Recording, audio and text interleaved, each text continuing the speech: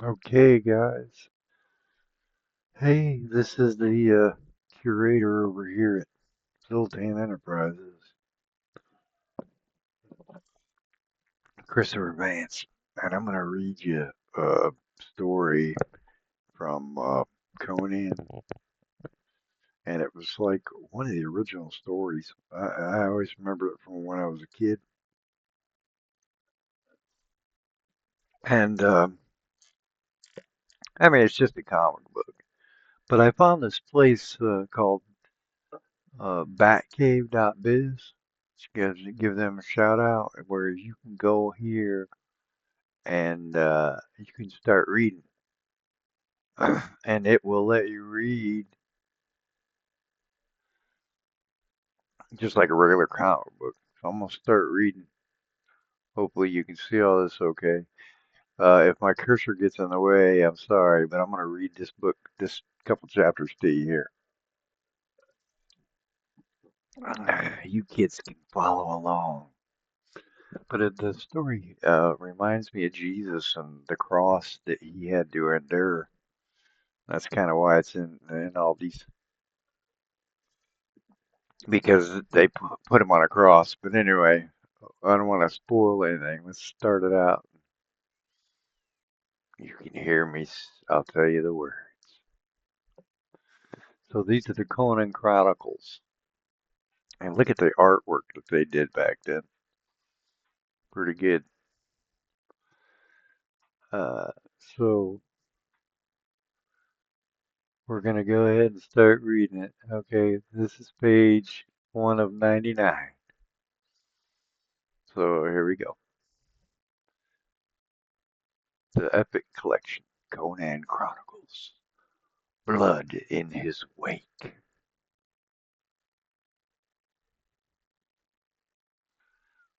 This is some various information. This is the kind of artwork they had back then. Looks pretty good. Okay. Taramis, Queen of Khorne, awakened from a dream, haunted slumber to a silence that seemed more like the stillness of nighted catacombs than the normal quiet of a sleeping place. Mister, am I bewitched? Bewitched? No, sweet sister, here is no sorcery. Sister, I have no sister. You never had a sister. Never had a twin sister whose flesh was as soft as yours to caress or hurt?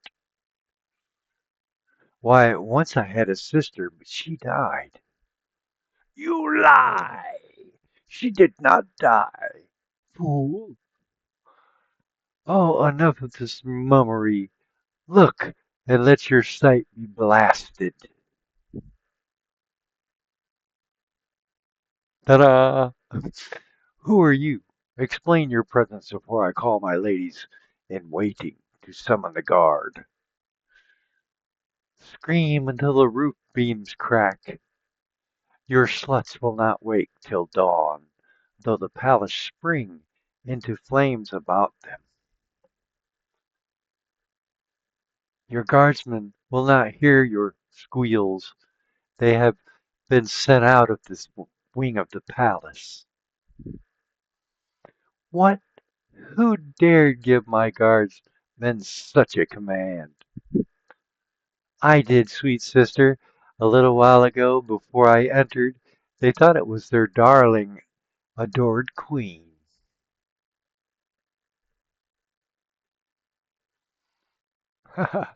How beautifully I acted the part! With what impious dignity, softened by womanly sweetness, did I address the great louts who knelt in their armor and plumed their helmets.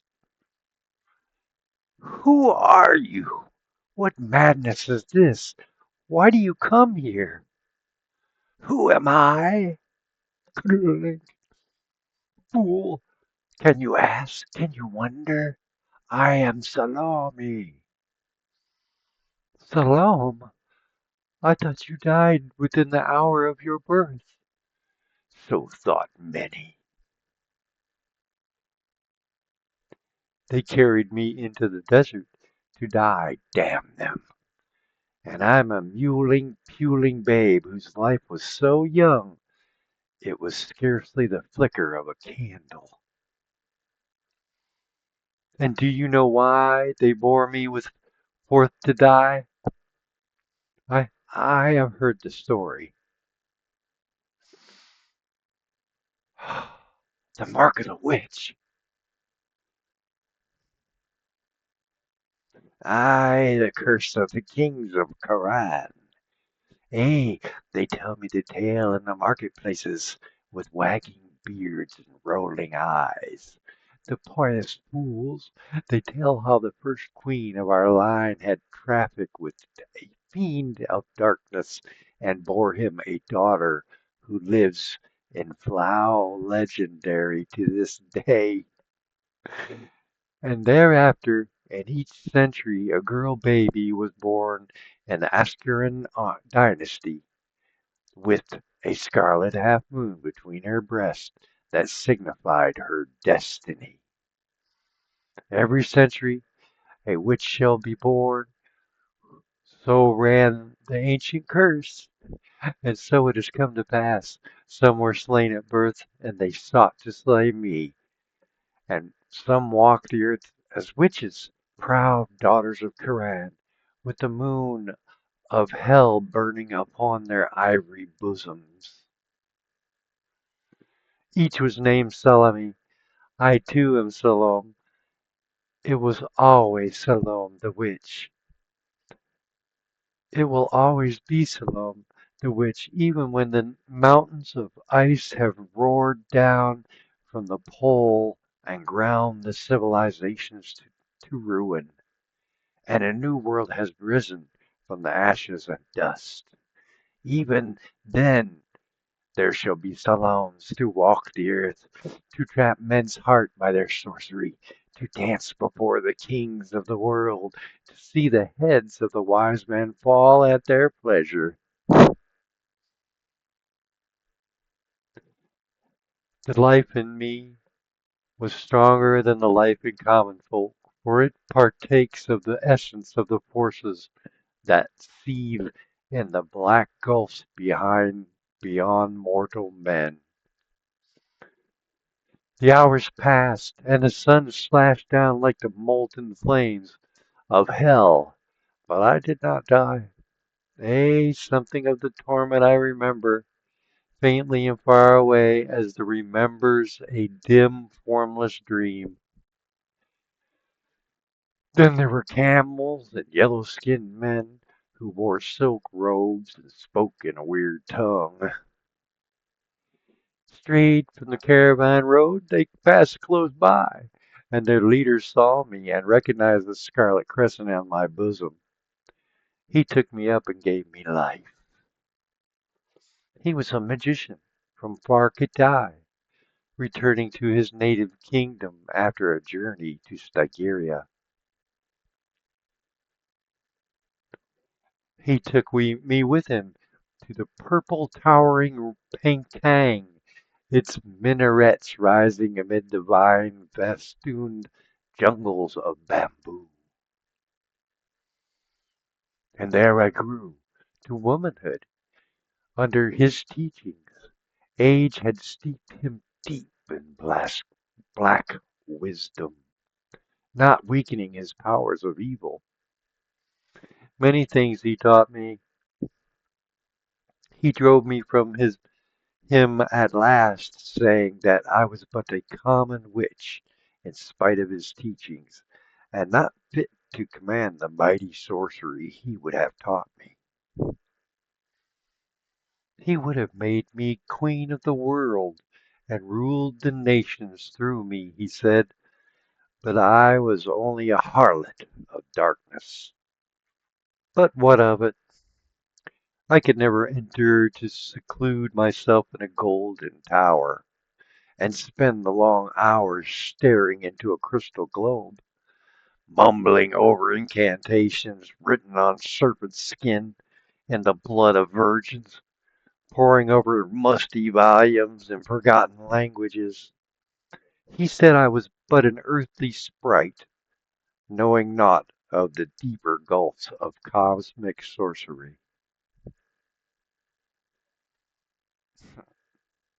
Well, this word contains all I desire: power and pomp and glittering pageantry, handsome men and soft women for my paramours and my slaves. He had told me who I was, of the curse and my heritage. I have returned to take that to which I have as much right as you. Now it is mine by right of possession. What do you mean? Do you imagine that by drugging a few of my maids and tricking a few of my guardsmen, you have established a claim to the throne of Karan? Do not forget that I am Queen of Karan.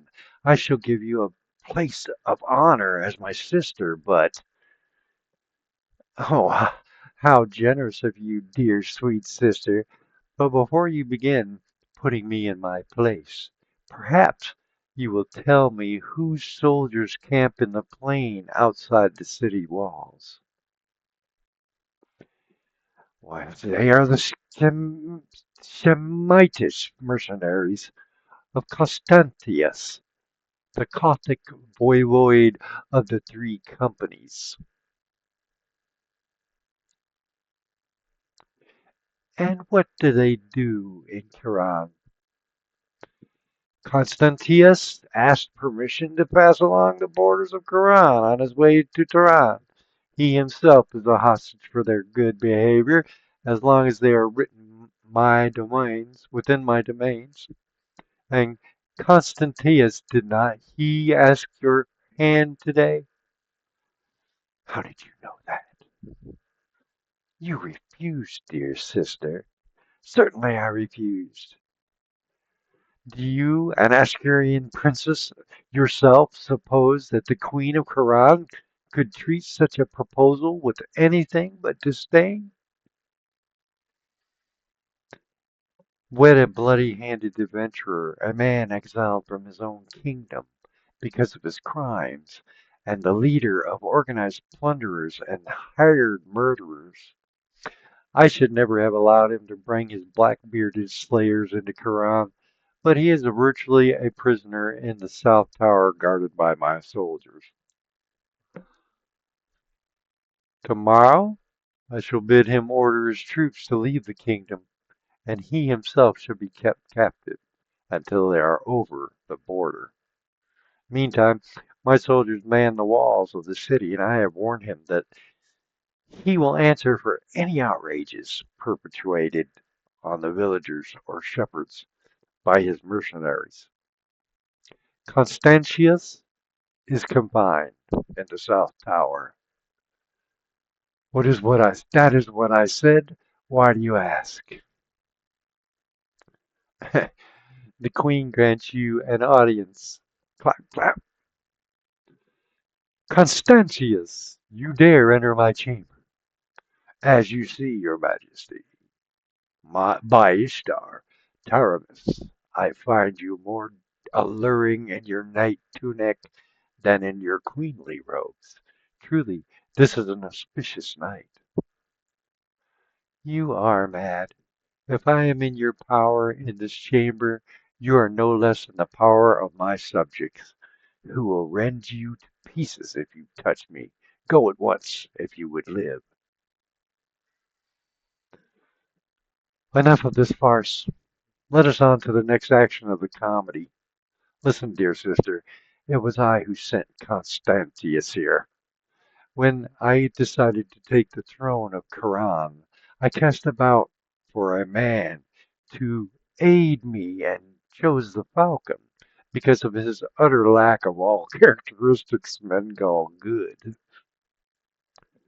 I am overwhelmed, princess. I sent him to Karan, and once his men were camped in the plain outside and he was in the palace, I entered the city by the small gate in the west wall. The fools guarding it thought it was you returning from some nocturnal adventure.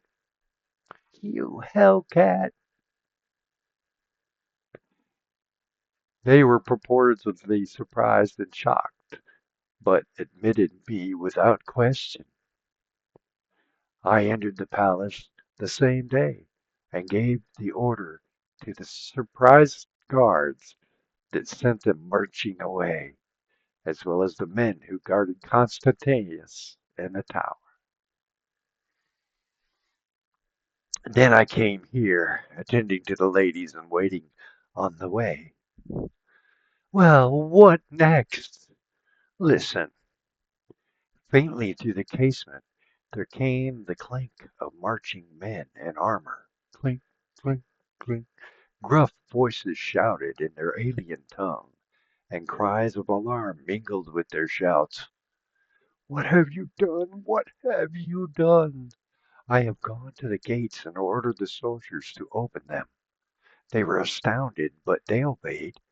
That is the Falcon's army you hear, marching into the city. You devil! You have betrayed my people and my guys. You have made me seem a traitor. I shall go and tell them.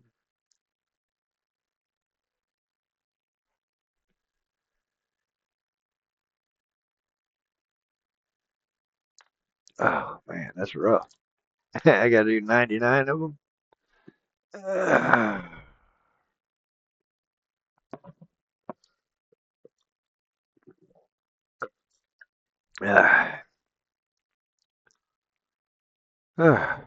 Stop recording for a minute.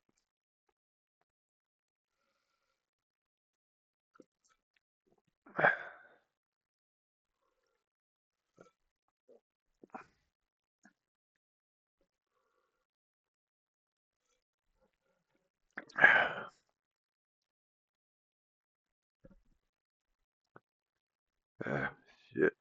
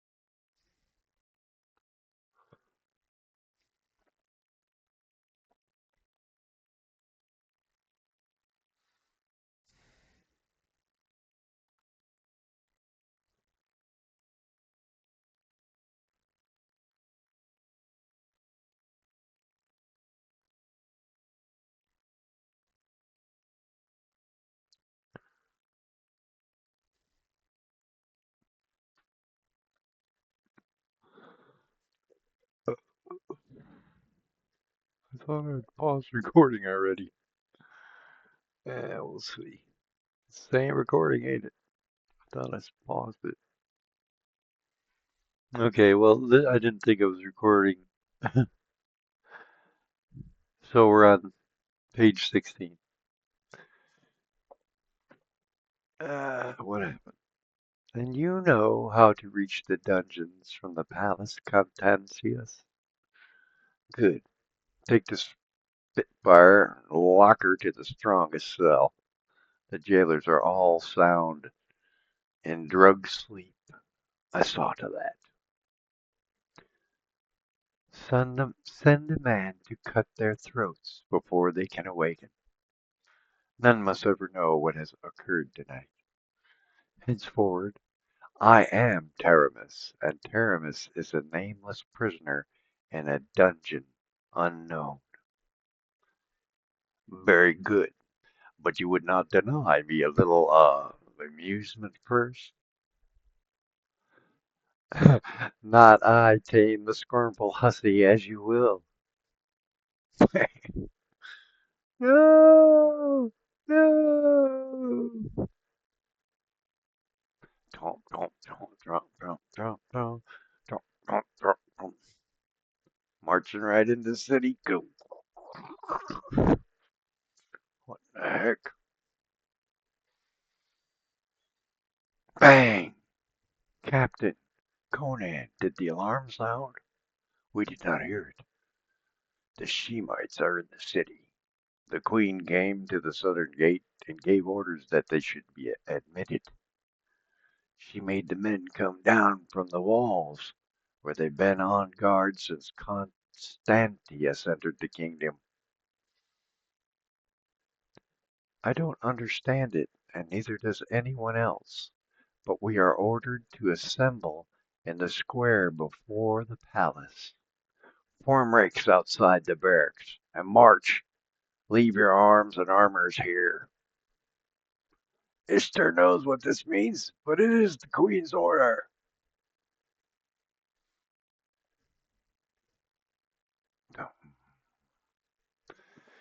Good men of Coran.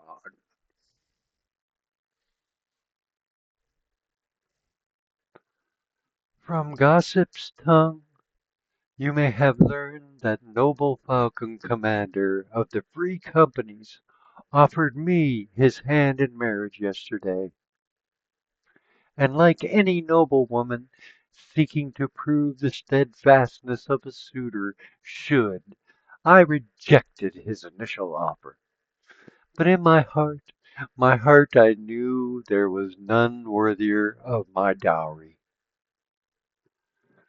none more devoted to serving my every urge, enacting the spirit and letter of every decree, and advancing my rule, my will, as if it were his own. So this morning has brought a new proposal and a new answer. My breast is filled with joy, and I expect yours will be too, with the news that I will make Constantius of Koth my royal consort and your sovereign liege.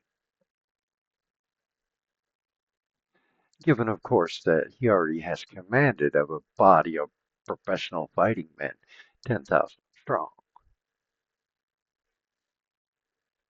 The army of Coran is superfluous.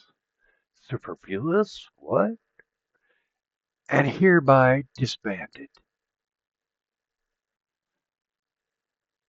The kingdom is eternally grateful for your service. Return to your homes and families with our thanks.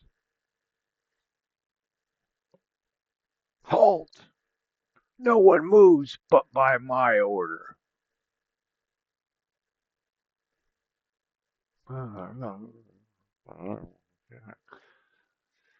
This is not the queen. This isn't Aramis. It's some devil of masquerade. Show some respect, or I'll cut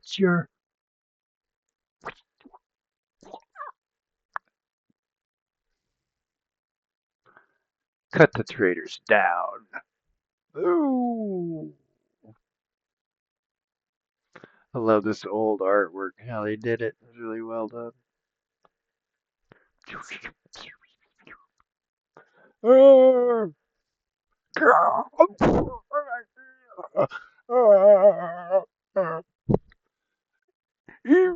Yeah, Evia, please stop. Wake up. Knock, knock, knock. Hilarious. What is happening? She must be mad. It's like a nightmare. Oh, Ishtar, why was I not slain? Better to die than live to see our queen turn traitor and harlot. Lie still, Valeris. Oh, please lie still, darling. You will make your wounds even worse. I dare not summon a leech. No, Constantius. Blue-bearded devils will be searching the quarters for wounded Koran. They'll hang every man who has wounds to show he fought against them. Ah, I killed three of the blue-bearded beasts by Ishtar. They'll never swaggle through Karan streets by the gods. The fiends are tearing their hearts in hell. Oh, Taramis, how could you betray the people who worshipped you? Better death than the black shame that has come upon Karan this day. Did you see it, Imagier? No, Valerius. I was awakened by the noise of the fighting in the streets. I looked out of the casement and saw the Shemites cutting down people. I never saw a man fight as Conan fought.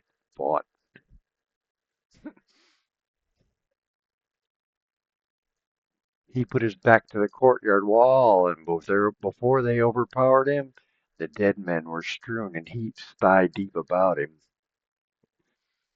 But at last they dragged him down, 100 against one. I heard Constantius call to his dogs to take the captain alive, stroking his mustache and that hateful smile on his lips. When I saw my captain fall, when I dragged myself away, feeling as if the world had burst under my very fingers.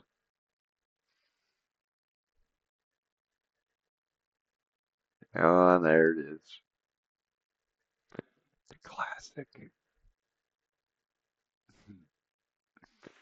Conan, Adventure number 21.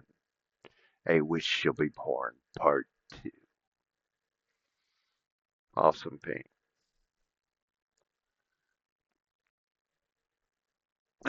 He's tied his hands and his feet. Tied up there. Yeah. That's not gonna hold Conan. Well, I get spikes. Wait a minute.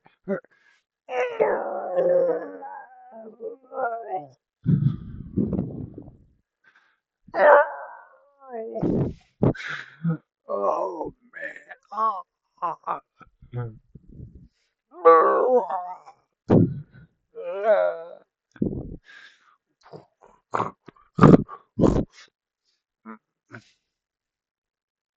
Boom. I'm sorry, Captain, that I cannot remain to ease your last hours, but I have duties to perform in yonder city. I must not keep your delicious queen awaiting.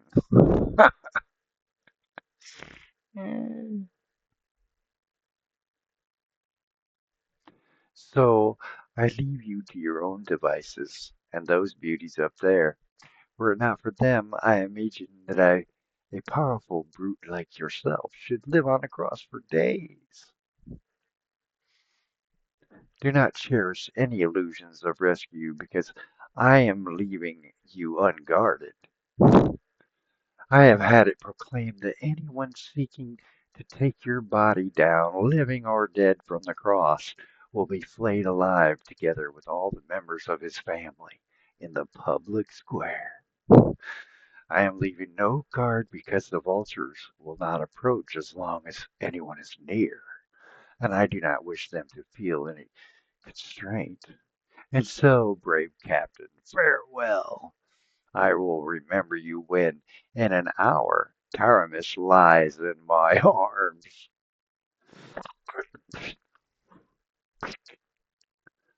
Remember me when the vultures are tearing at your flesh. The desert scavengers are a particularly voracious breed. I've seen men hang for hours on a cross, eyeless, earless, and scalpless, before the sharp beaks had eaten their way into their vitals.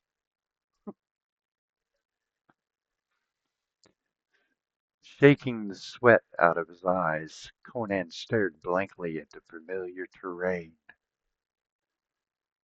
On either side of the city and beyond it stretched the fertile meadowlands, with cattle browsing in the distance, where fields and vineyards checkered the plain.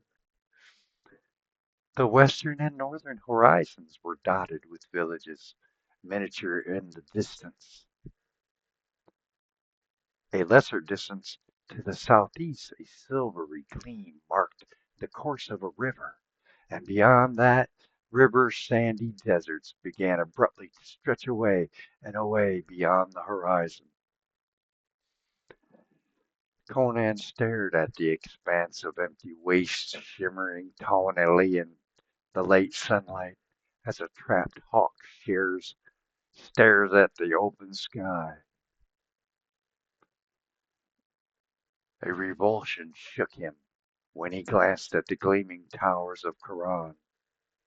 The city had betrayed him, trapped him into circumstances that left him hanging to a wooden cross like a hare nailed to a tree.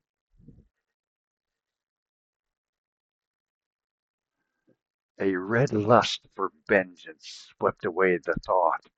Curses ebbed fitfully upon the man's lips. All his universe contracted, focused, became incorporated in the four iron spikes that held him from life and freedom. It was not the knifing, abysmal agony that finally caused him to cease his efforts, but the futility of it. The spike's head were broad and heavy. He could not drag them through the wounds. A surge of helplessness shook the giant. For the first time in his life,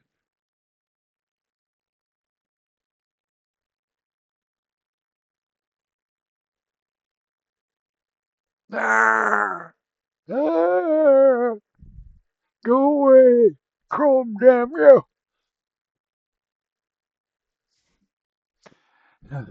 Thirst assailed him savagely. And let me give you big, a big shout out to. I don't want to stop you right now, but please like and subscribe. And look, this is called the Bat Cave, and it's a these are the Conan Chronicles, but you can find it at batcave.biz. That's batcave.biz. So I'm gonna keep going. So thirst assailed him savagely. He had drunk deeply of wine the night before, and no water had touched his lips since before the battle in the square that dawn. And killing was thirsty, salt, sweaty work. He glared at the distant river as a man in hell glares through the open grill. He thought of gushing freshets of white water. He had breasted blade to the shoulders and liquid jade. Ah, he remembered great horns of foaming ale, jacks of sparkling wine, gulped carelessly or spilled on the tavern floor. He bit his lips to keep from bellowing in intolerable anguish as the tortured animal bellows.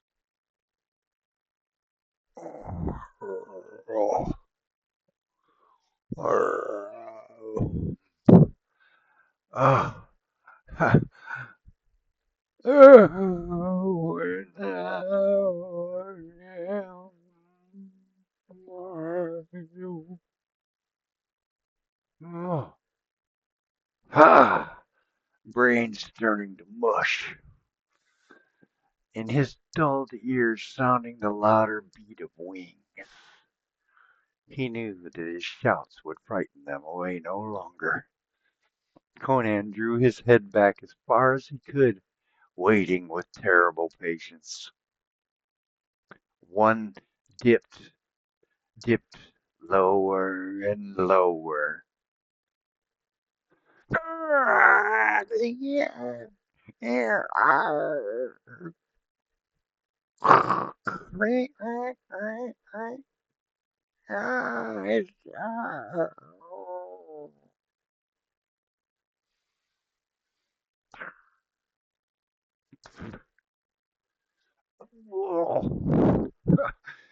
Ferocious triumph surged through Conan's numb brain.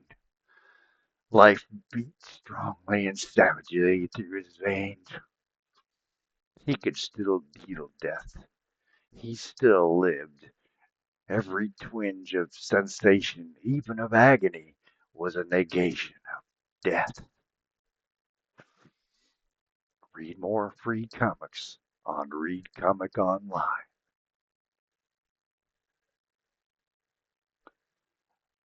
What? By Mitra. In all my life, I've never seen such a thing. I should know this man. Hey, it is the Cimmerian who was captain of the Queen's Guard. She must be casting off all her old favorites. Who'd have ever thought it was of Queen Taramis?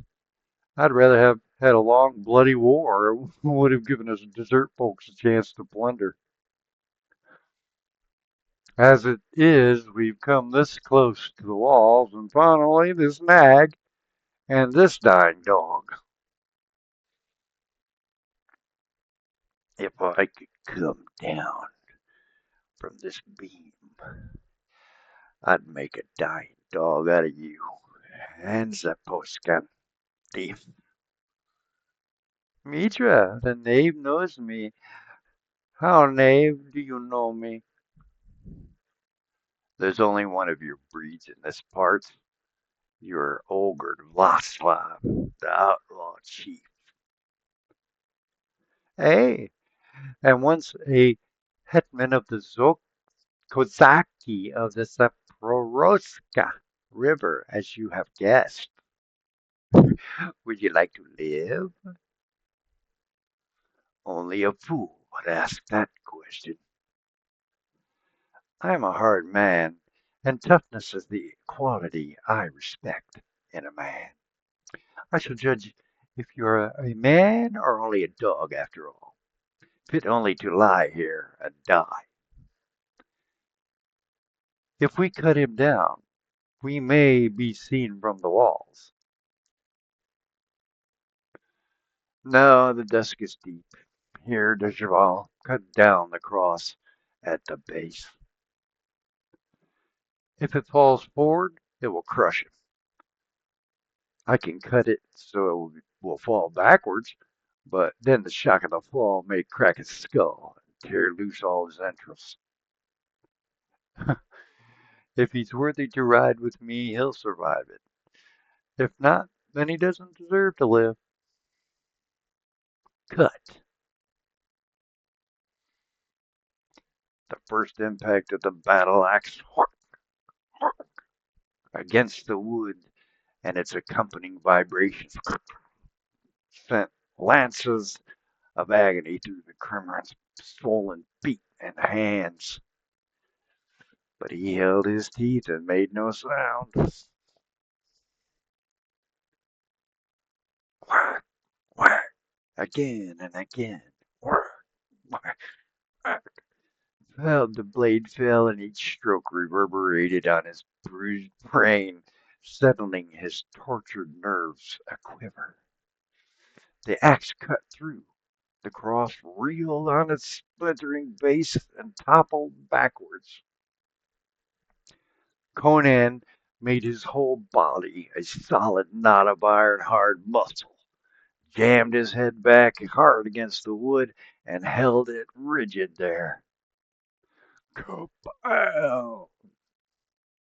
Smoke going everywhere. The beam struck the ground heavily and rebounded slightly. The impact tore his wounds and dazed him for an instant. He fought the rushing tide of blackness, sick and dizzy, but realized that the iron muscles that sheathed his vitals had saved him from permanent injury.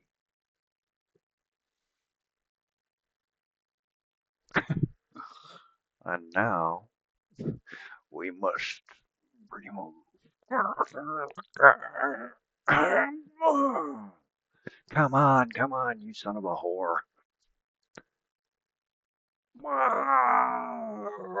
Conan lay so still he might have been dead. except for the spasmodic rise and fall of his great chest. Ting! That's more like it. Now for the feet. No! Whoa! Conan's hands were swollen to almost twice their normal size. His fingers felt like misshapen thumbs.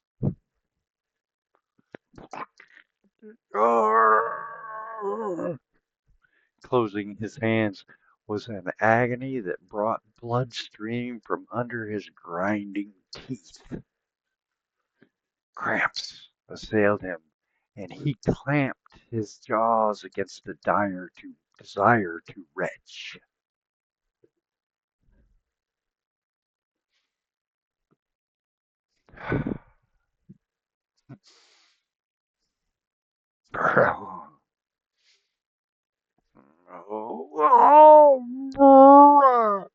He almost fainted in midair, but he came down in the saddle. Whack!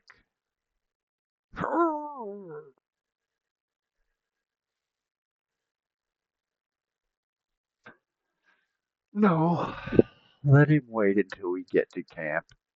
It's only 10 miles. If he's fit to live in the desert, he'll live that long without a drink.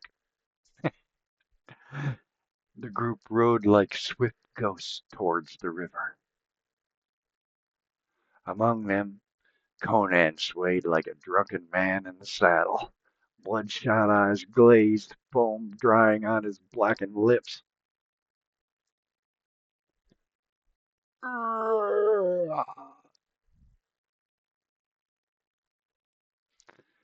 This is Conan the Avenger, number 22, which shall be born, part 3. So we're about halfway done with it. I don't know what this part of the story is about. That's badass drawing, isn't it? This guy's really worked their ass off on some of this stuff. All right, go to the next page.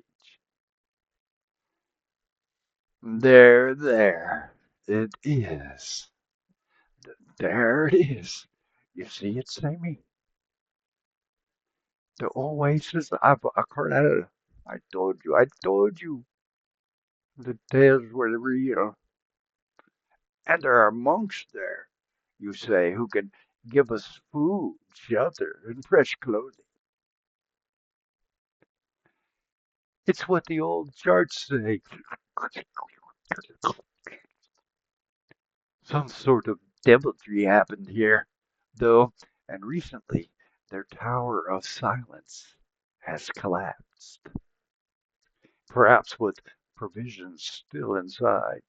Hopefully, it is Ishtar's will. I tell you, Tarek, I, for one, will just be happy to stop running.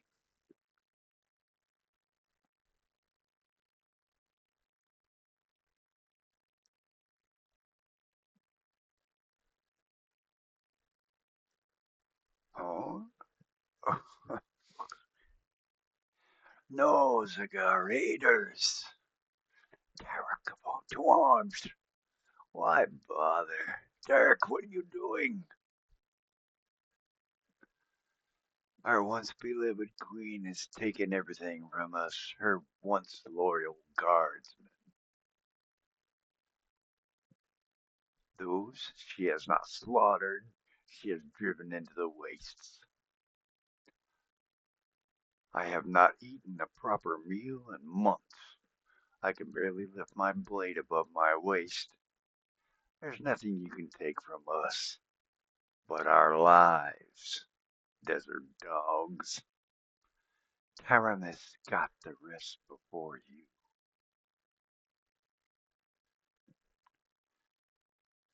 Dearest Alchemies, lector to the peripatos of Nemedia. You can scarcely conceive, my dear old friend, of the conditions now existing in the tiny kingdom since Queen Taramis admitted Constantius and the mercenaries, an event which I briefly described in my last hurried letter. 7 months have passed since then, during which time it seems as though the devil himself had been loosed in this unfortunate realm. Taramis seems to have gone quite mad, whereas formerly she was famed for her virtue, justice, and tranquility. She is now notorious for qualities precisely opposite to those just mentioned. Her private life is a scandal, or perhaps private is not the correct term, since the Queen makes no attempt to conceal the debauchery of her court. She constantly indulges in the most infamous revelries in which the unfortunate ladies of the court are forced to join young married women as well as virgins.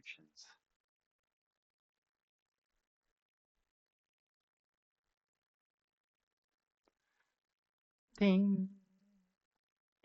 She herself has not bothered to marry her paramour, Constantius, who sits on the throne beside her and reigns as her royal consort. And his officers follow his example and do not hesitate to debauch any woman they desire, regardless of her rank or station. The wretched kingdom groans under exorbitant taxation. The farms are stripped to the bone, and the merchants go in rags, which are all that is left them by the tax gatherers. Nay, they are lucky if they escape with a whole skin.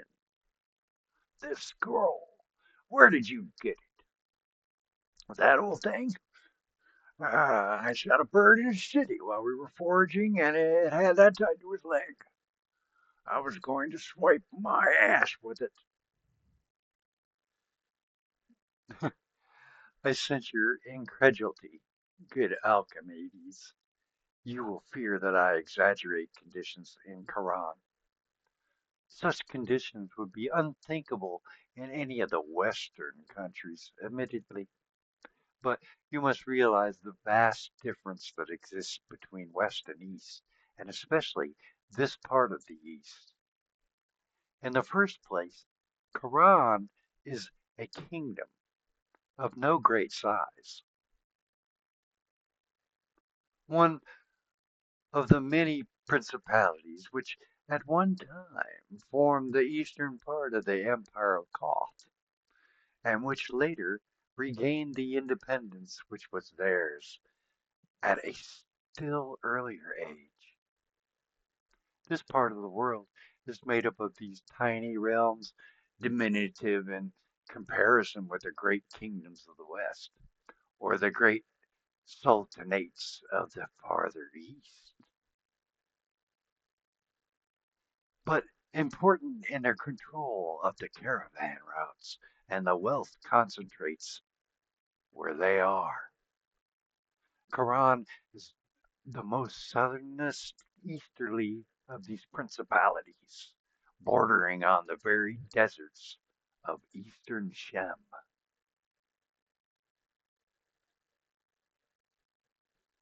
The city of Quran is the only city of any magnitude in the realm, and stands within sight of the river which separates the grasslands from the sandy desert, like a watchtower to guard the fertile meadows behind it. Nor do the people of the city fare any better.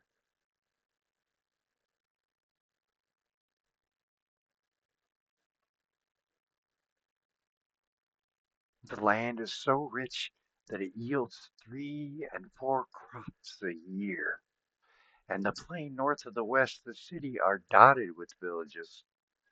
To one accustomed to the great plantations and stock farms of the west, it is strange to see these tiny fields and vineyards, yet wealth in grain and fruit pours from them as from the horn of a plenty. The villagers are agriculturalists, nothing else of a mixed aboriginal race. They are unwarlike, unable to protect themselves, and forbidden the possession of arms, dependent wholly upon the soldiers of the city for protection. They are helpless under the present conditions. So the savage revolt of the rural sections, which would be in a certainty in any Western nation, is here impossible.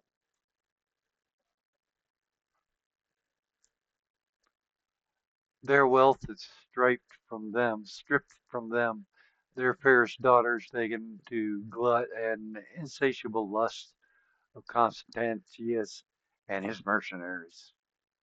These men are utterly without mercy or compassion, possessed of all the characteristics of our armed Bernard, to abhor in our wars against the Shemitish allies of Argos,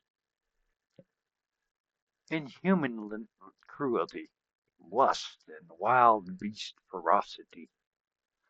The Shemites are the only armed force in the Quran, and the most hellish punishment is inflicted on any Qurani found possessing weapons. A systemic persecution to destroy these young Qurani men able to bear arms has been savagely pursued. Many have ruthlessly been slaughtered, others sold as slaves to the Turanians.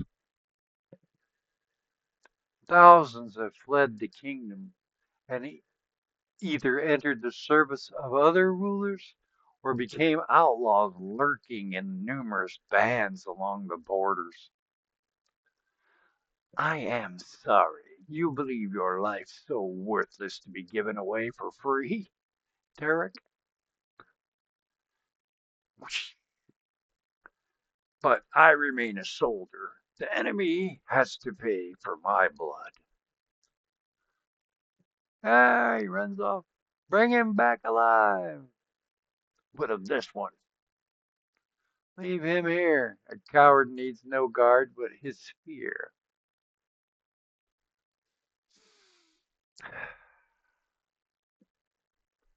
At present, there is some possibility of invasion from the desert, which is inhabited by tribes of Shemitish nomads. The mercenaries of Constantius are men from Shemitish cities of the west, Pelasgitum, Anakim, Akkar, and are ardently hated by the Zagyus and other wandering tribes. A coward, eh? As you know, good alchemies, the countries of the barbarians are divided into the western meadowlands, which stretch to the distant view, and in which rise the cities of the town dwellers, and the eastern deserts, where the lean nomads hold sway.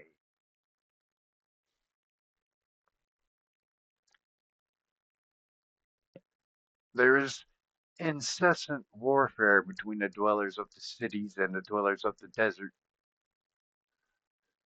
The Zuyers have fought with and raided Kara for centuries without success, but they resent its conquest by their western kin.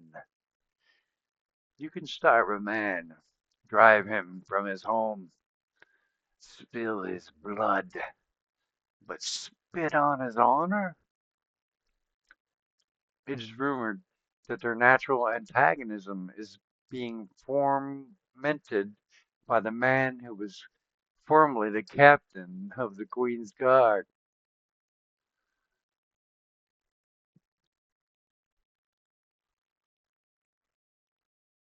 and who somehow, escaping the hate of the Constantius, who actually had him upon the cross, fled to the nomads. He's called Conan, and is himself a barbarian, one of those Gloomy Cimmerians whose ferocity our soldiers have more than once learned to their bitter cost. And you will learn there is life in him yet. It is rumored that he has become the right-hand man of Olger Desplav, the Kozak adventurer, who wandered down from the northern steppes and made himself chief of the band of Jaguars. There is also rumored that this band has increased vastly in the last few months, and that Olgerd, incited no doubt by the Sumerian, is even considering a raid on Quran. And it has been proven repeatedly in the past that the nomads in their loose formation, or rather lack of formation, are no match for in hand-to-hand fighting for the well-disciplined, fully armed warriors of the Shemite cities. The natives of Koran would perhaps welcome this conquest, since the nomads could deal with them no more harshly than their present masters, and even total extermination would be preferable to the suffering they have to endure. But they are so cowed and helpless that they could give no aid to the invaders. The people's plight is most wretched. Taramis, apparently possessed of a demon, stops at nothing. She has abolished the worship of Ishtar and turned the temple into a shrine of idolatry. She has destroyed the ivory image of the goddess, which these Eastern Hyborians worship, and which, inferior as it is to the true religion of Mitra, which we Western nations recognize, is still superior to the devil worship of the Shemites, and filled the temple of Ishtar with obscene images of every imaginable sort. Gods and goddesses of the night, portrayed in all salacious and perverse poses, with all the revolting characteristics that a degenerative brain could conceive. Many of these images are to be identified as foul deities of the Shemites, the Turanians, and the Vendians, and the Kittians, where the queen gained the knowledge of them I dare not even hazard a guess. But others are reminiscent of a hideous and half remembered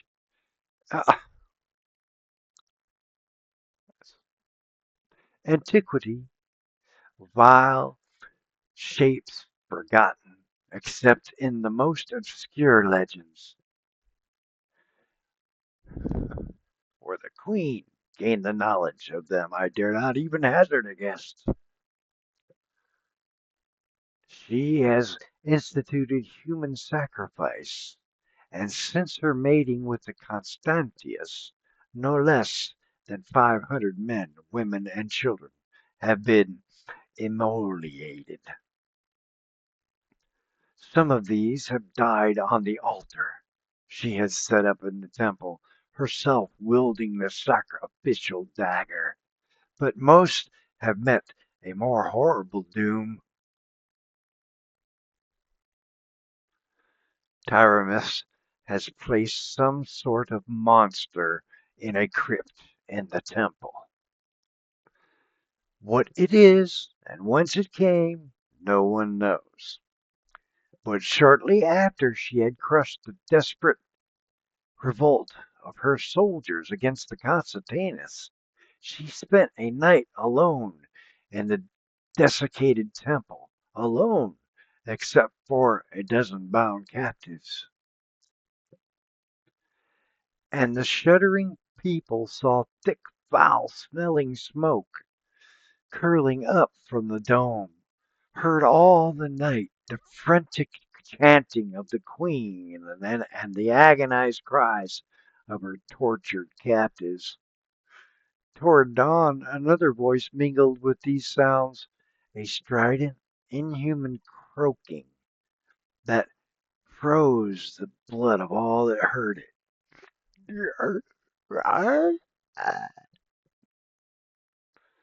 In the full dawn, Taramis reeled drunkenly from the temple, her eyes blazing with demonic triumph. The captives were never seen again, nor the croaking voice heard.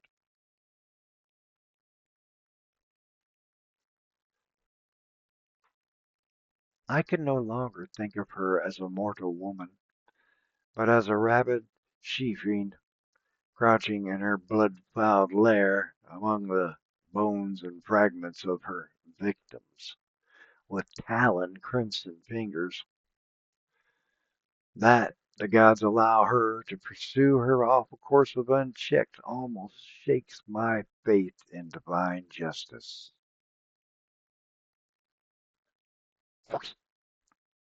When I compare her present conduct with her deportment when first I came to Koran 7 months ago, I am confused with bewilderment and almost inclined to the belief held by many of the people that a demon had possessed the body of Taramis.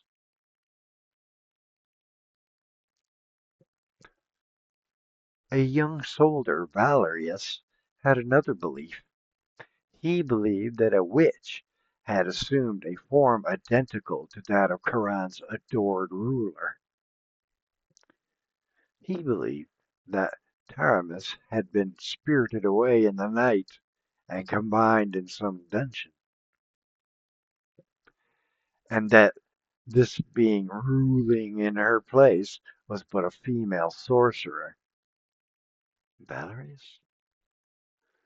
He swore that he would find the real queen if she still lived, but I greatly fear that he himself has fallen victim to the cruelty of Constantius. He was implicated in the revolt of the palace guards, escaped, and remained in hiding for some time, stubbornly refusing to seek safety abroad. And it was during this time that I encountered him, and he told me his beliefs. But he had disappeared, as so many have, whose fate one dares not conjecture.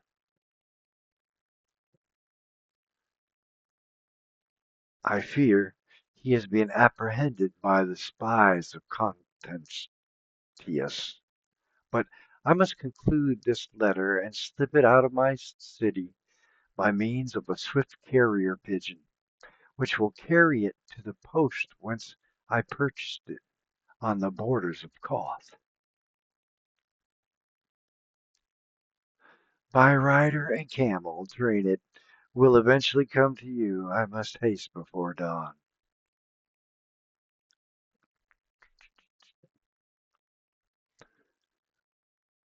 Flutter, flutter, flutter. It is late, and the stars gleam whitely on the guarded roofs of the Koran. A shuddering silence envelops the city in which I hear the throb of a sullen drum from the distant temple.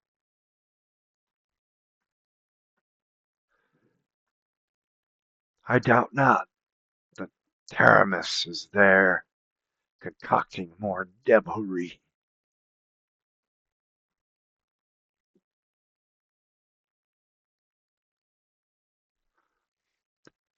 Your friend and colleague in the pursuit of knowledge, Astrius of Nemedia.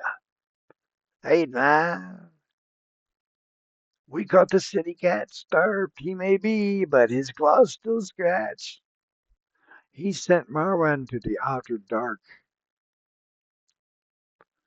You will make his death long and loud and laborious. Yes, I will try, but you will be careless. What? I will not. Oh, I am afraid you will. You will let him get your sword from you, and he bleed you here. Nah, so. And like so. Then he and his friend flee into the trackless sands, and your chieftain Olgerd will curse you for the fools that you are. I don't understand. Shut up and do as I say, and you will. Wake him. I don't want to explain this twice. Splash! What the hell are going? Men of Kiran, there are many of you scattered across the desert, isolated, exposed. You are but weak single digits. But I see now there are enough of you to be gathered into a fist. Wait here, and I will find the others and send them here, with provisions to eat along with the spring of our girl to drink.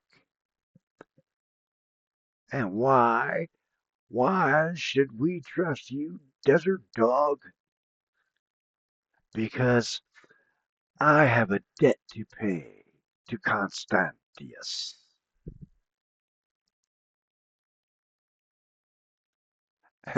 And whatever that she devil is that calls herself our queen. Alone, there is little either of us can do to oppose his swords or her witchcraft. Together, though, united, we may drive this pack of jackals from their lair.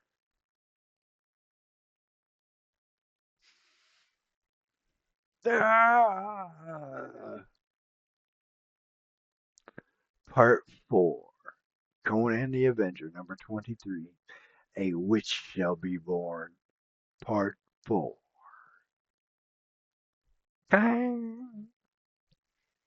Awesome picture. I love them outlines they put on them. All right, Lord.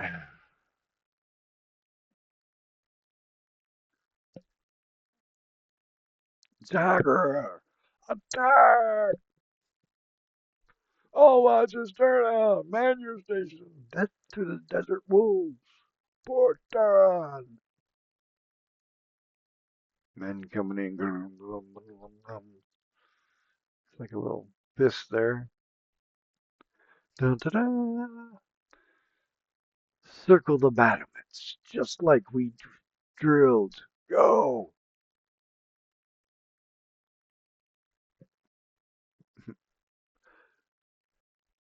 Lose a volley? Do it. I can't see anything down there.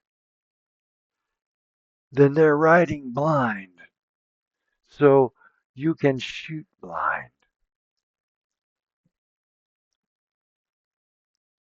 Now, while they're blinded,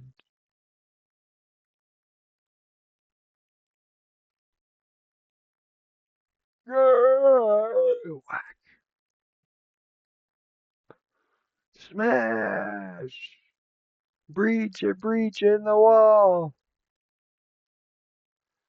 Let them taste their own blood. For Terra! Smash. My life, my life, my life is nothing except as it serves King Yedsdirg.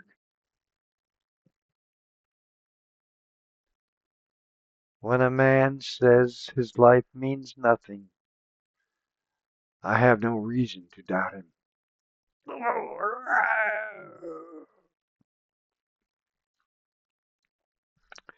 I am sure your life means just as much to Yesgard, to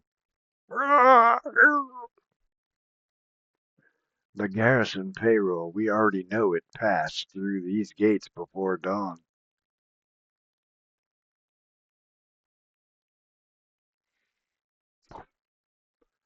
Whoever wants to live, lead me to it now. Psst, Cossack, scum, you're not fit to clean out His Majesty's chamber pot with your tongue. Oh,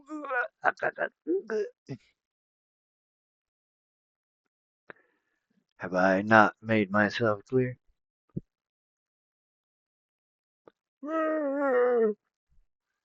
That's more like it.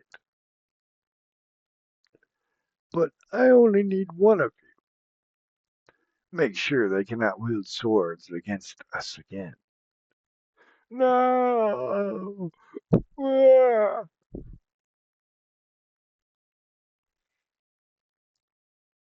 Uh, what is this? What are you doing here? I am Punab, hetman of the Kosgari Hillmen, son of. I know who you are, Nazudam. Your eyes.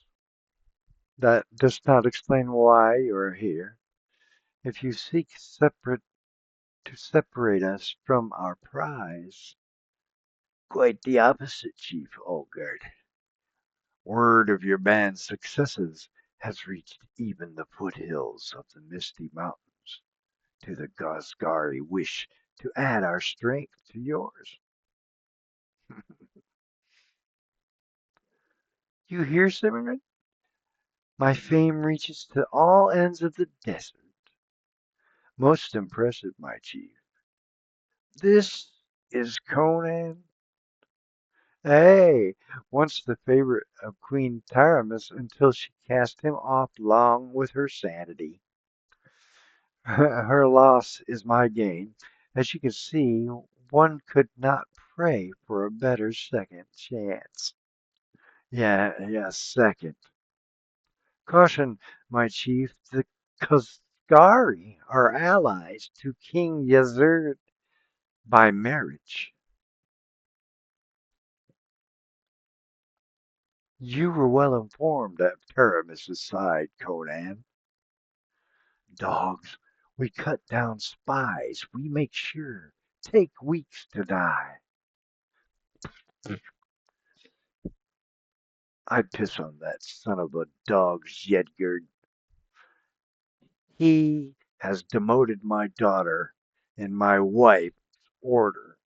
Treats her like just another whore in this harem, not like the queen that she is. You prick, Terran, where she bleeds. I want to make that crimson a torrent.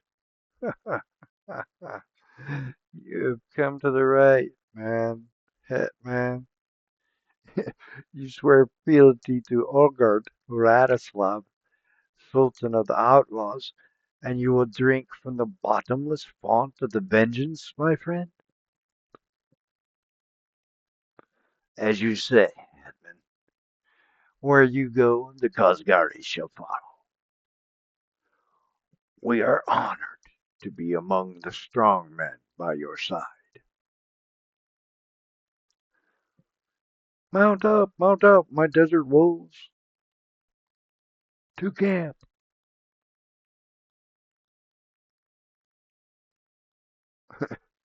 Should have put their hands later and cut them all their hands off.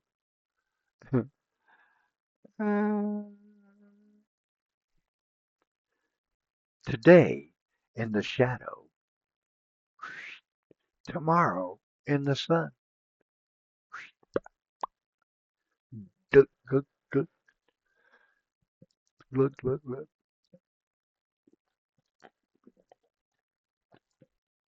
Ah, that's the way of life. Once I was a headman on the Zaporozhka River. Now I'm a desert chief. 7 months ago, You were hanging on the cross outside the Duran. Now you're a lieutenant to the most powerful raider between Tehran and the Western Meadows. You should be thankful to me for recognizing my usefulness.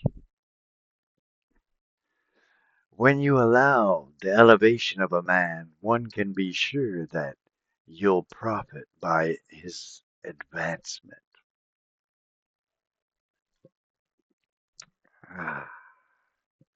I've earned everything I've won with my blood and sweat. You fight like a regiment of devils, but don't get to thinking that you've had anything to do with the recruits who've swarmed in to join us. It was success. It was our success at raiding guided by my wit that brought them in.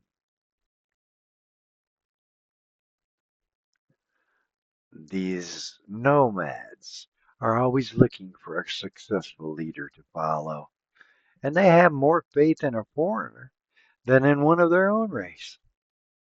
There's no limit to what we may accomplish. We have 11,000 men now. In another year, we may have 3 times that number.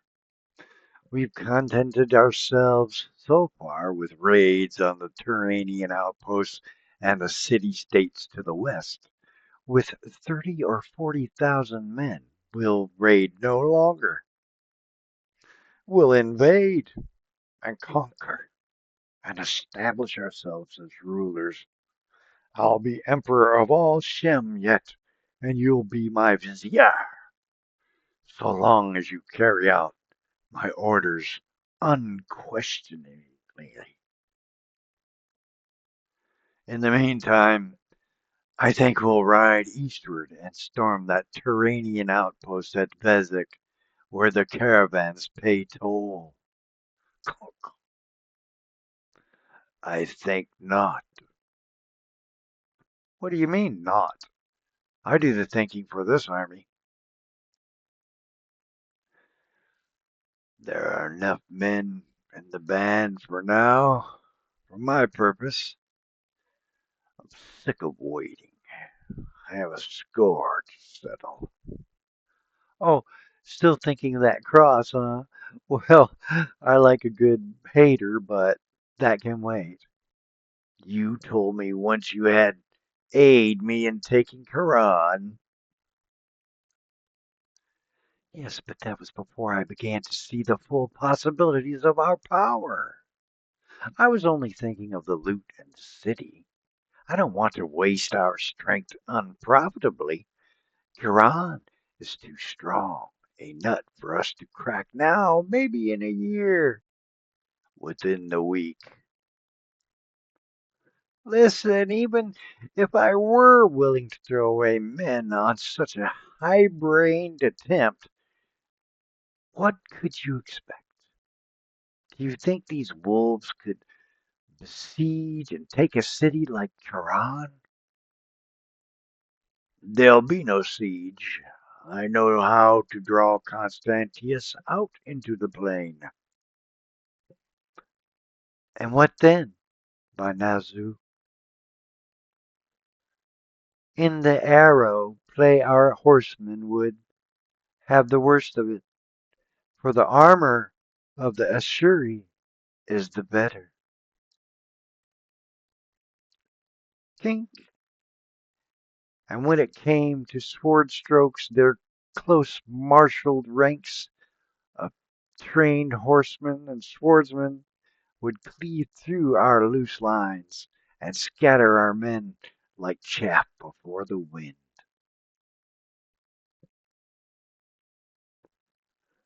Not if there were 3,000 desperate Iberian horsemen fighting in a solid wedge such as I could teach them. And where would you secure 3,000 Harborians? Will you conjure them out of the air? I have them. 3,000 men of the Karen Cap at the oasis a background, awaiting my order. What? I, men who had fled from the tyranny of Constantius. Most of them have been living the lives of outlaws in the deserts east of the Karun and are gaunt and hard and desperate as man-eating tigers. One of them will be a match for any three squat mercenaries. It takes oppression and hardship to stiffen men's guts and put their fire of hell into their thews. They were broken up into small bands. All they needed was a leader. They believed the word I sent them by the riders and assembled at the oasis and put themselves at my disposal. All of this without my knowledge. It was I they wished to follow, not you. And what did you tell these outcasts to gain their allegiance? I told them that I'd use this horde of desert wolves to help them destroy Constantius and give Quran back into the hands of its citizens. You fool. Do you deem yourself cheap already? I'll have you torn between your four palm trees. Call the men and bid them do it. See if they obey you. Ah, ah, you scum of the Western Hills. Have you dared seek to undermine my power? I didn't have to. You lied when you said I had nothing to do with bringing in the new recruits. I had everything to do with it. They took your orders, but they fought for me. There's not room for two chiefs of the Zigars. They know I am the stronger man. I understand them better than you and they. Me, because I'm a barbarian too. And what will they say when you ask them to fight for Karan? They'll follow me. I'll promise them a camel, a train of gold from the palace. The Karan will be willing to pay that as a guardian for the getting rid of Constantius. After that, I'll lead them against the Turanians as you have planned. They want loot, and they'd be as soon fighting Constantius for it as anybody.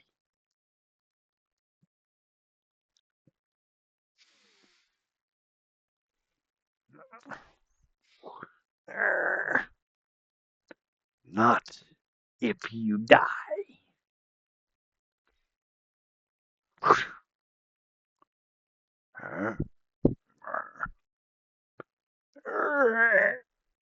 Are you fit to live, Olgerd?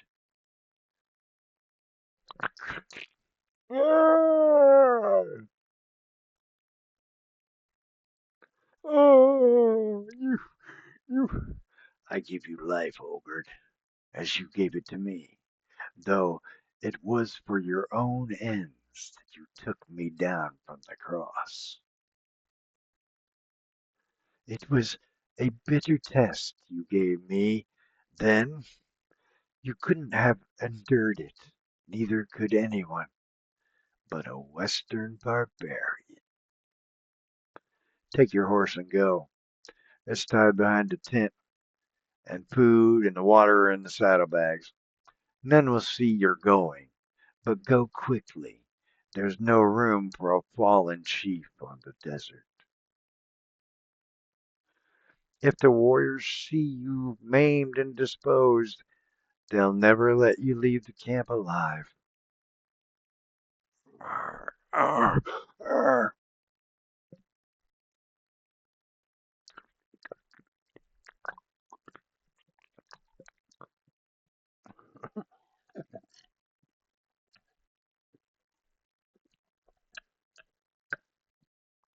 Ah, arr.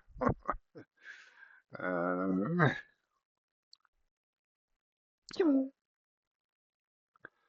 Boing. Arr.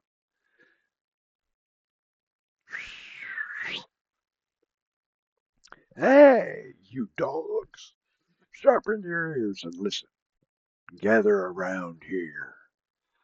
I have a tale to tell you.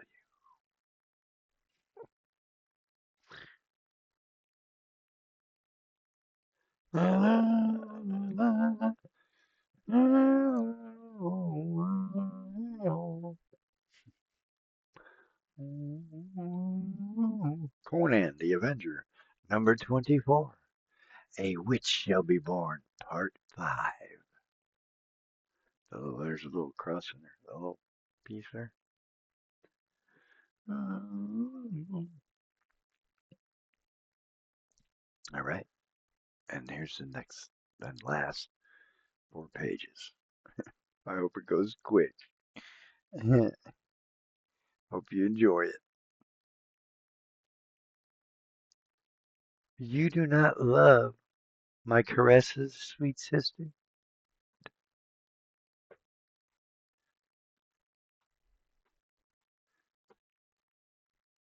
You are not so ready with your tears as formerly.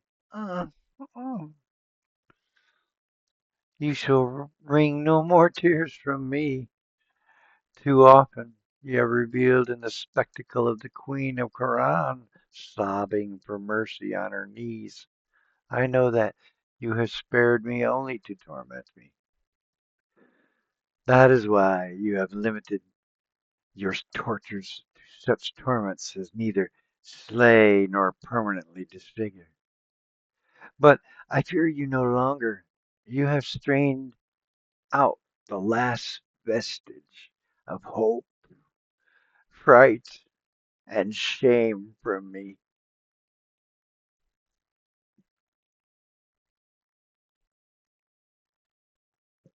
Slay me and be done with it, for I have shed my last tear for your enjoyment, you she devil from hell.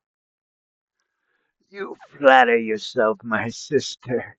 So far, it is only your handsome body that I have caused to suffer, only your pride and self-esteem that I have crushed. You forget that, unlike myself, you are capable of mental torment. I have observed this when I have regaled you with narratives concerning the comedies I have enacted with some of your stupid subjects. But this time I have brought more vivid proof of these farces. Did you know that Kralides, your faithful counselor, had come from Skull King back from Tehran and been captured?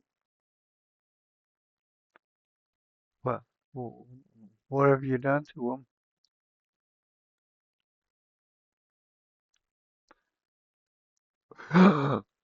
Oh, it's just Kralides. I, he was seeking to stir up the people against me.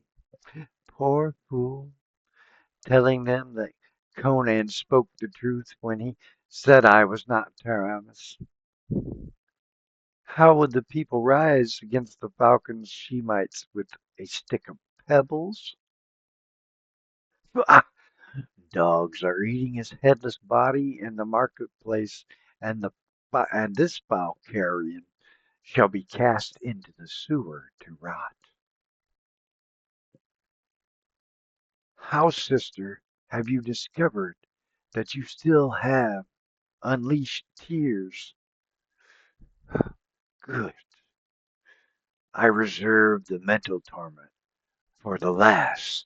Hereafter I shall show you many such sights as this.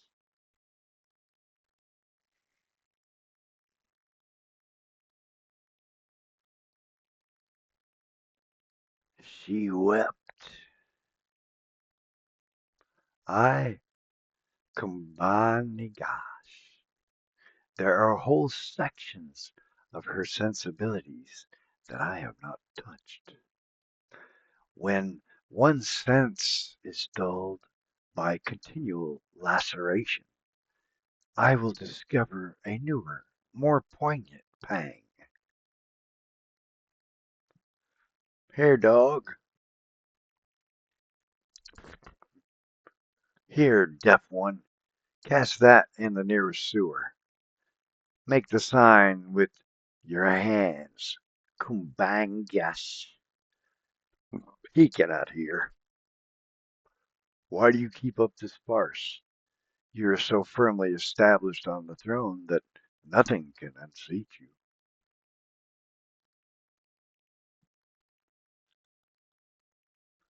What if Karani fools learn the truth? They can do nothing. Proclaim yourself and your true identity. Show them their beloved ex-queen and cut her head off in the public square. Not yet, good Kambangish. Slam! I knew it. I knew it. She lives. O Khalids, your martyrdom was not in vain. They have her locked in a dungeon. Oh, Esther, if you love true men, aid me now. I knew that Conan spoke the truth when he said it was not Taramis. For months I have haunted the outskirts of the palace, playing the part of a deaf beggar. At least I learned what I had believed, that our queen was a prisoner in the dungeons that adjoin the palace.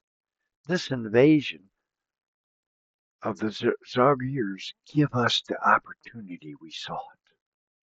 What Conan means to do, I cannot say. Perhaps he merely wishes vengeance on Constantius. Perhaps he intends sacking the city and destroying it. He is a barbarian, and no one can understand their minds. But this is what we must do: rescue Taramis while the battle rages. Constantius will march out into the plain to give the battle. Even now, his men are mounting. He will do this because there is not sufficient blood in the city to stand a siege. Conan burst out of the desert so suddenly that there was no time to bring in supplies, and scouts have reported that the Zagirs have siege engines built undoubtedly according to the instructions of Conan, who learned all the arts of war among the Western nations. Constantius does not desire a long siege, so he will march with his warriors into the plain, where he expects to scatter Conan's forces at one stroke. He will leave only a few hundred men in the city, and they will be on the walls and in the towers, commanding the gates. The prisoners will be left all but unguarded. When we have freed Taramis, our next action will depend upon circumstances. If Conan wins, we must show Taramis to the people and bid them rise. And they will, oh, they will. With their bare hands, they are enough to overpower the Shemits left in the city and close the gates against both the mercenaries and the nomads. Neither must get within the walls. Then we will parley with Conan. He was always as loyal to Taramis. If he knows the truth and she appeals to him, I believe he will spare the city, if which is more probable. Constantius prevails and Conan is routed. We must steal out of the city with the queen and seek safety in flight. All is clear. Is all clear? Aye, aye, aye, Captain. Three cheers for Valerius, the bravest and cleverest in Cursoni's song. Then let us loosen our blades and our scabbards, commend our souls to Ishtar, and start for the prison. For the mercenaries are already marching through the southern gate. Drop, drop, drop, drop, drop, drop.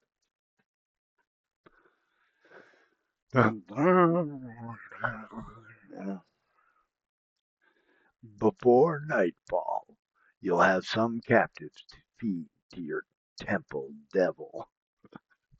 Drop, drop, drop, drop. Does it not grow weary of soft city-bred flesh?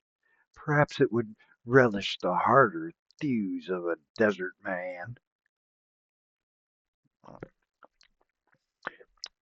Take care you do not fall prey to a fiercer beast than Thog.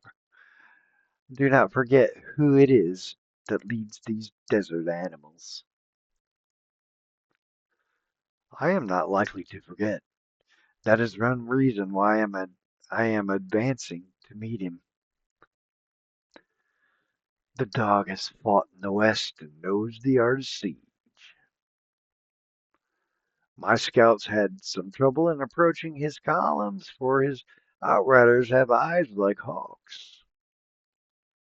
But they did get close enough to see the engines he's dragging on ox cart wheels, drawn with camels, catapults, rams, ballistae, mangonels by Ishtar. He must have had 10,000 men working day and night for a month. Where he got the material for their construction is more than I can understand. Perhaps he has a treaty with the Turanians and gets supplies from them.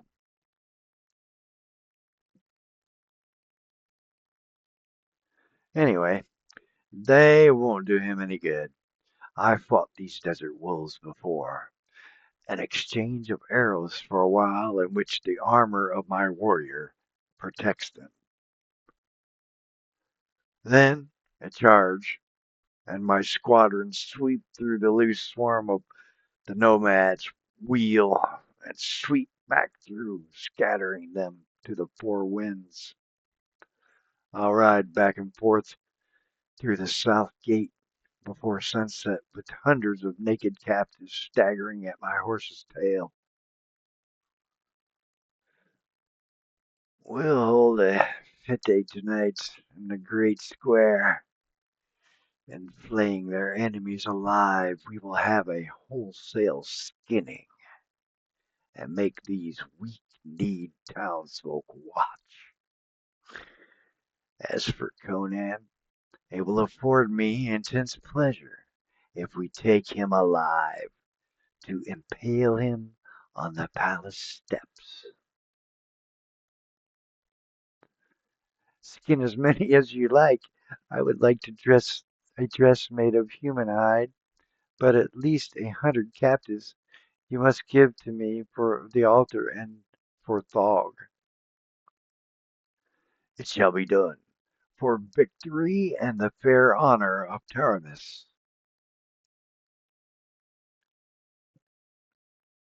Zang,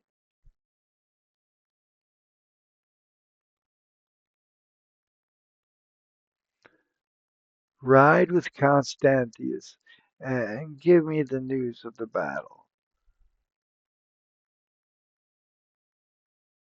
Now go. Outside in the city, there was no sound except the clank of hoofs and bitter of while the clang of the closing gate. Only on the southern wall and in the roofs that overlooked it Was there any sign of life?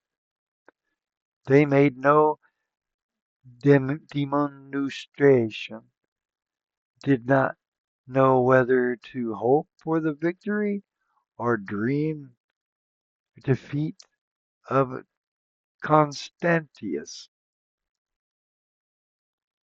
Victory meant further misery under his intolerable rule. Defeat probably meant the back of the city and the Red Massacre.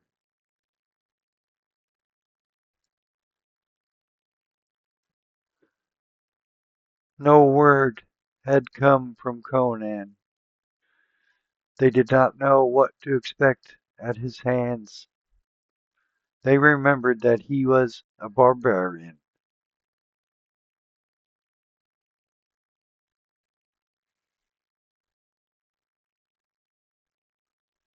Ta-da!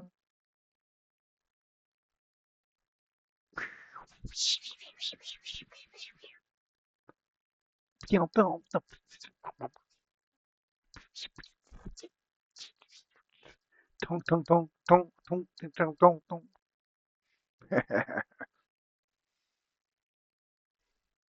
Porkaron! Porkaron!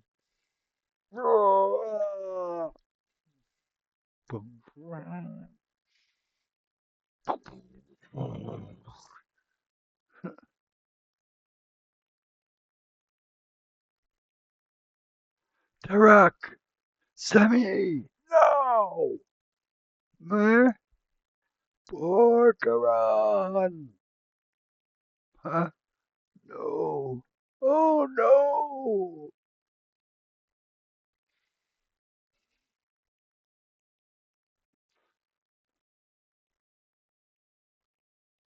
By all the old ones. Zang! Zang! Salome! Salome! I hear, speak. How goes the battle?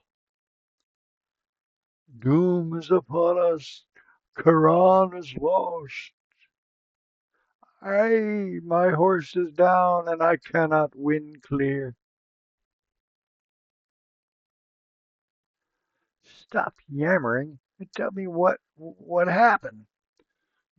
We rode at the desert dogs and they came on to meet us.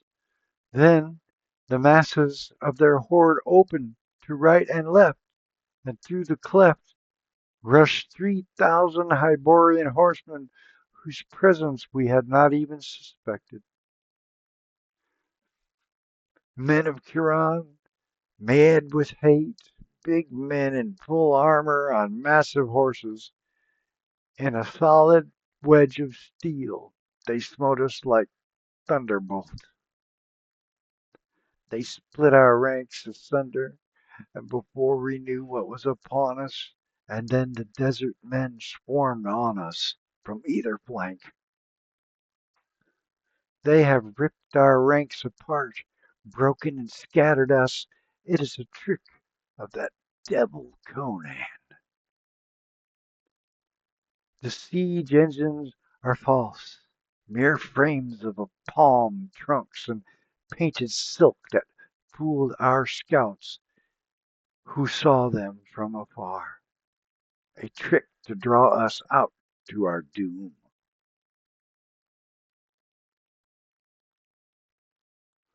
Our warriors flee. Kumbagashi is down. Conan slew him. I do not see Constantius. The Karani rage through our milling masses like blood-mad lions, and the desert men feather us with arrows. I, oh,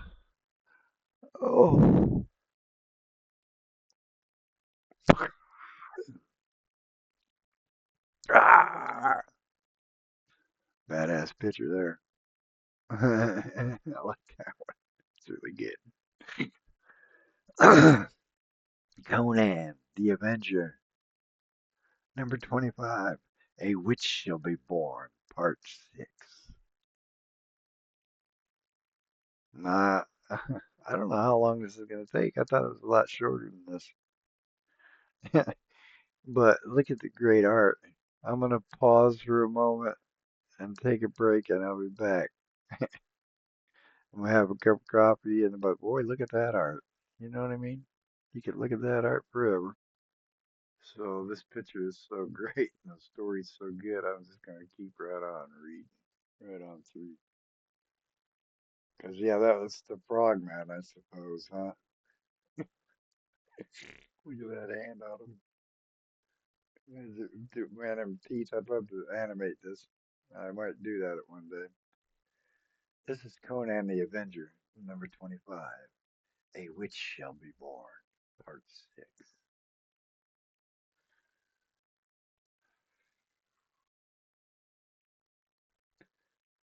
Constantius is beaten. We're doomed. Conan will be crashing at our gates within the hour. If he catches me, I'll have no illusion as to what I can expect. But first, I'm going to make sure that my cursed sister never ascends the throne again. Follow me.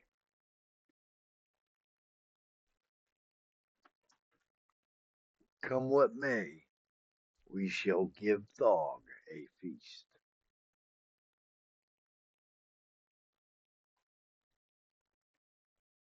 As Salami descended the stairs and galleries of the palace, she heard a faint rising echo from the distant walls.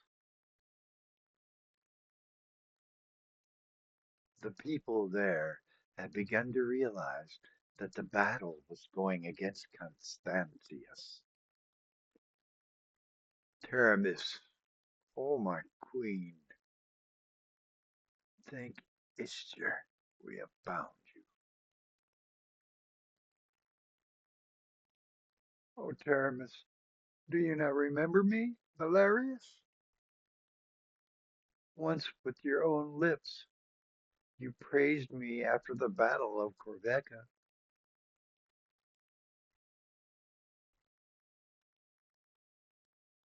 No, it is your own true vassal come to rescue you, yet we must hasten. Constantius fights in the plain against Conan, who has brought the Zagirs across the river, but 300 Shemites yet hold the city.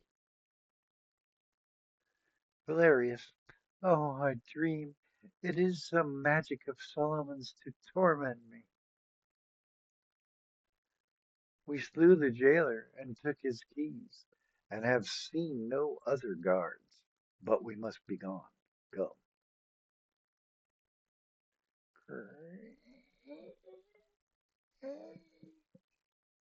Oh,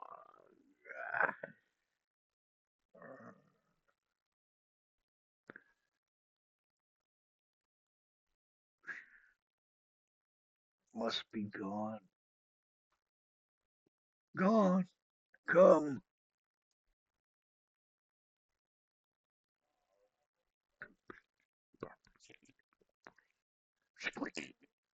Talk to ah, the light. Where did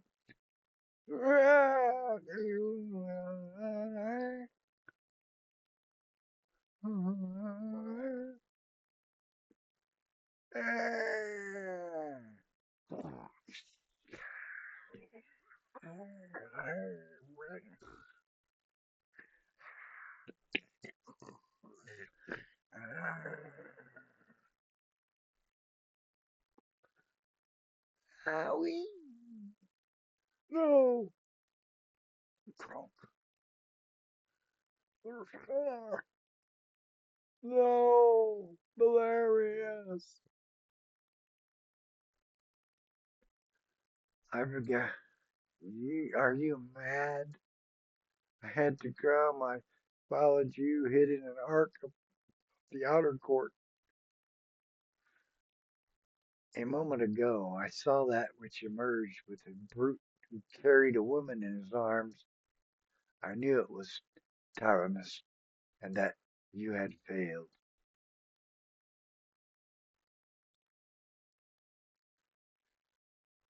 Oh, you are hurt. A scratch. Quick, Asia, tell me which way they went. They fled across the square towards the temple. Ishtar, oh, the fiend. She means to give Taramis to the devil she worships. Quick, Aja, run to the south wall where the people watch the battle. Tell them that their real queen has been found, that the impostor has dragged her to the temple. Now go. No, enough. Ah, I will die on my own terms. You hear me? I refuse to live any longer as your pawn. Then live as Taramis, milady, on guard. Live from Quran. Her,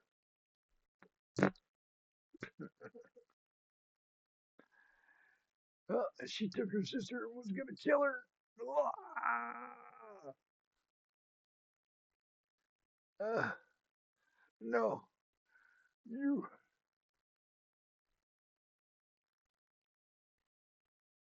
here, my lady. Let us away. He picks her up. The square thronged with people.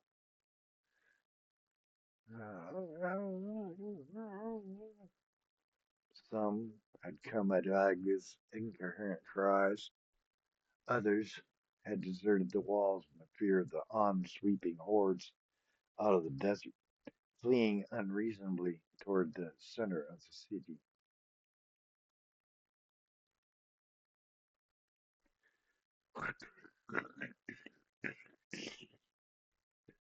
Here is your queen. What? Listen. What is he saying? This is the real. Who is that girl? I said, this is the real. He's hurting her. Curse you, listen. I say this is Taramis.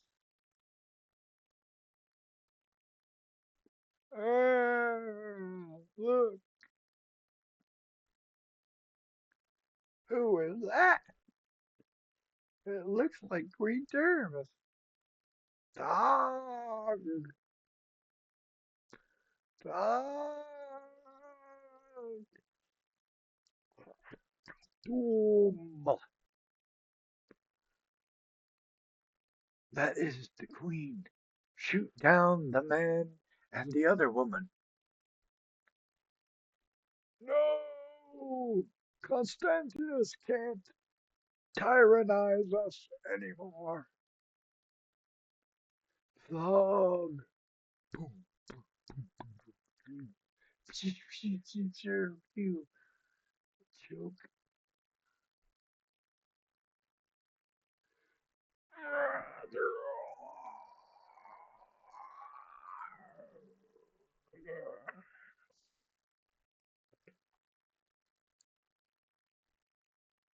Conan!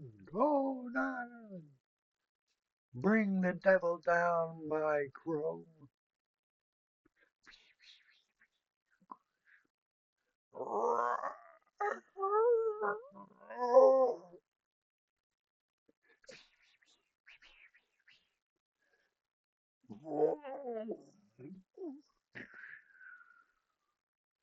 My crow, what is this? The real Taramis? But who is that yonder?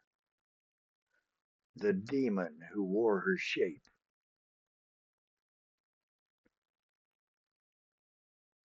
Conan, do I dream? She told me you were dead.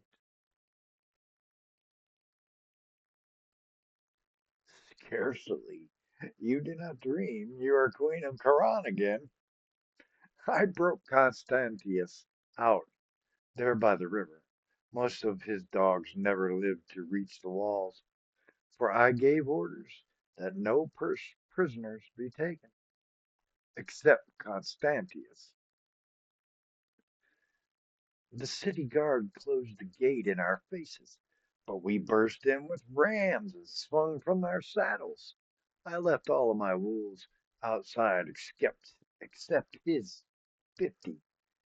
I didn't trust them in here, and these Karani lads were enough for the gate guards. It has been a nightmare. Oh, my poor people, you must help me try to repay them for all they have suffered. Conan henceforth counselor as well as captain. No, lass, that's over with. I'm chief of the Zagaris now, and must lead them to plunder the Turanians as I promised. This lad Valerius will make you a better captain than I. I wasn't made to dwell among marble walls anyway, but I must leave you now and complete what I have begun. 7 months ago, it was I who hung there and you who sat here. I lived thanks to circumstances and a stamina peculiar to barbarians. But you civilized men are soft. Your lives are not nailed to your spines as are ours. Your fortitude consists mainly in inflicting torment, not in enduring it. You will be dead before sundown. And so, falcon of the desert, I leave you to the companionship of another bird of the desert.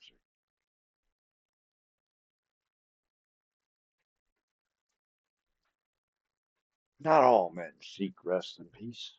Some are born with the spirit of the storm in their blood. They are restless, harbingers of violence and bloodshed, knowing no other path.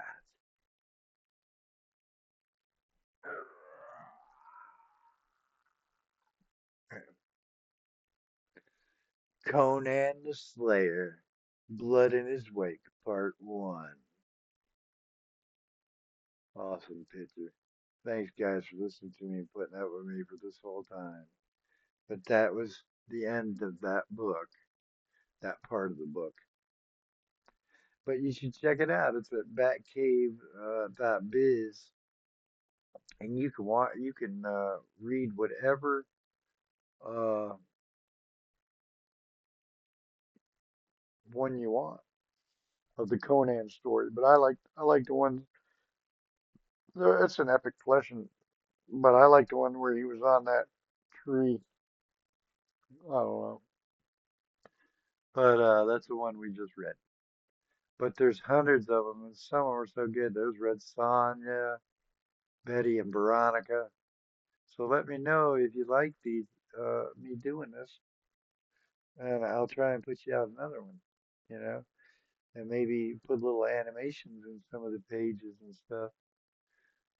Uh, but I got to give a shout out to this company, the Batcave.biz, for letting me read these comics. When I was a kid, I used to read comics all the time. So I enjoy trying to read them. But did you see all those hard words they had? That's the comic books for you, the current of perfection. It's like it. Uh, then they throw them in at such odd places, and you're trying to keep going. I didn't really understand half the story because I was so busy trying to read it. But it's a pretty good story. And I hope you enjoyed it. And like and share for me. If you want more content like this, like if you like content which is like this, then like and subscribe, and we'll do more of it. Do it better. Do better sounds. But yeah, I had a good time doing it. It's just that it was a longer book than I thought. So, but now it's over. And with we wish just one more moment. We would like to have you here with us tonight. But alas, we must go. So y'all have a good time now. You hear?